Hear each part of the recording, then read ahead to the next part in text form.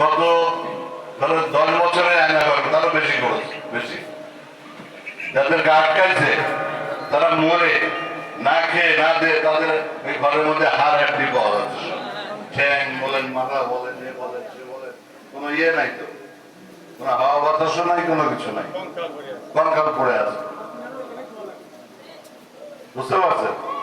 এর কি জবাব দিতে হবে না হাসিনাকে? হ্যাঁ, এই দেখেন হাসিনার ওই জায়গায় ঢোকাতে হবে বলছে। ওই জায়গায় ঢোকালেও ওর পাপ মোচন হবে না, ওর পাপ মোচন জনগণের মনে নিয়ে এসে ব্যবস্থা করবে, তাদের পাপ মোচন। যাই হোক, আমি বক্তব্য বাড়াবো না।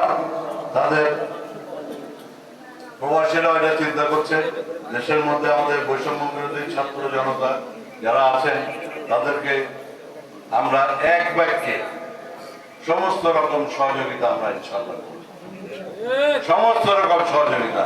কারণ এই ছাত্রদের গুজতেই হাসিনা পলাইছে, খেয়াল করেছেন? এটা কিন্তু একটা বিশাল ব্যাপার। আমরা ওই দিন 28 তারিখের মিটিং এ 28 অক্টোবর ঢাকায় 20 লাখ লোক ছিল, আমরা সেই মিটিং এ ছিলাম। সেই মিটিং এ আপনার শুধু গ্রেনেড বোমা মানে বিরাট সাউন্ড, গ্রেনেড ফাটার মতো, এমনি কিছু খালি শব্দে মানুষ 20 লাখ মানুষ আর সরকার বলি কত হাজার হাজার লোক আহত হয়েছে।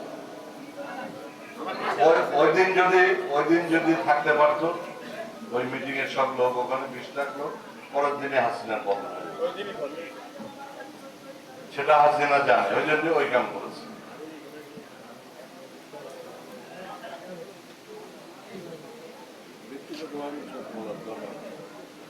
আর উমের তো দেখেছেন মিলিটারিরা বাইরে পিটাইছে, ল্যাংটা করে, ল্যাংটা মানে উলঙ্গ করে। উনি কাজ করার দায়িত্ব ছিল, গরম দিন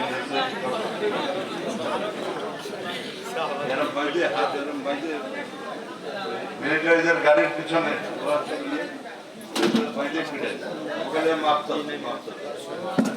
হাজার হাজার কোটি টাকা আমেরিকাতে আছে, হাজার হাজার কোটি টাকা।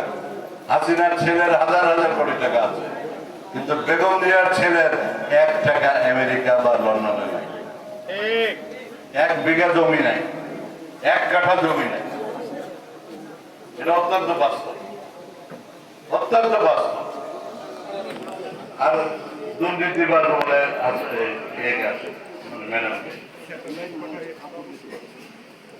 ম্যাডাম দুর্নীতিবাদ হলে তো টাকা পয়সা থাকতো, কোথা তো পাইনি টাকা। এইসব মিথ্যা কথা বলে মিথ্যা মামলা দিয়ে ম্যাডামকে বেজ্জতি করেছে।